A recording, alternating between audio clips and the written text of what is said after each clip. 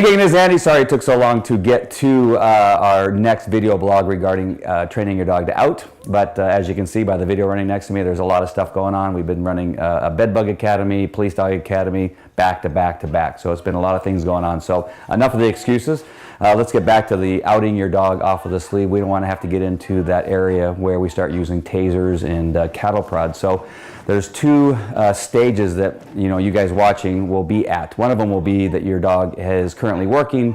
He's been doing bite work and now he won't out. Maybe he used to, but now you've gotten to the extremes and he's not letting go. And the other stage is where you're just beginning. So if you're just beginning, what I would encourage you to do is find out what things your dog will transfer from in regard to transferring off the sleeve onto a toy, or maybe you need another sleeve, or maybe a tug toy or something like that the dog recognizes from some of his earlier training. And so like in this video right here, what we're doing with Hannibal is I'm trying to find out where his level is and if he'll transfer from a toy.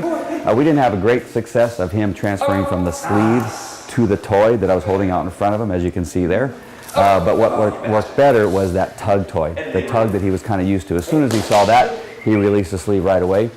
And that's where you start incorporating the command of out. And when he lets go, he gets to fight with something else.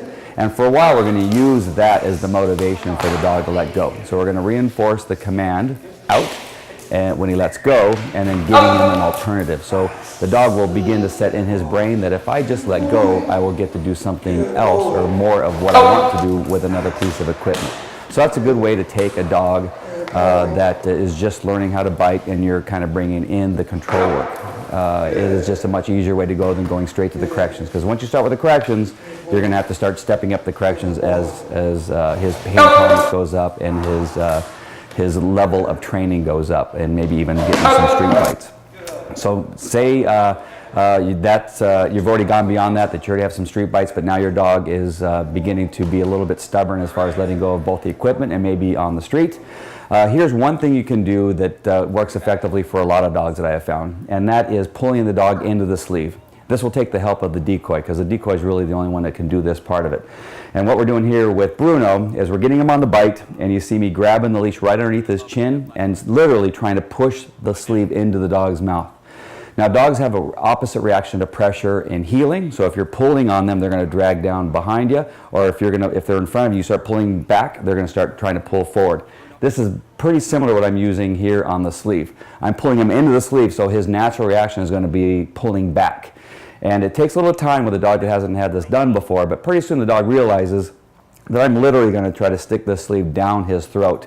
And if he lets go, then I'll stop the pressure. So I'm using that phenomenon of opposite reaction to pressure to help us get the out in this type of dog. This is a dog that will not out on command at this point.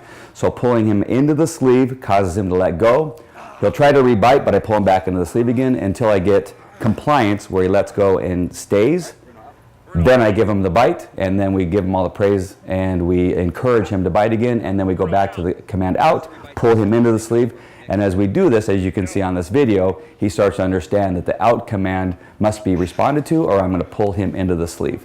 So those are two techniques that I'm going to give you right now. There's going to be some more as we give you some more video blogs down the road. So I hope these two things help. If they don't, maybe some of the stuff we're doing later on will help. All right, talk to you guys later. Take care. Bye.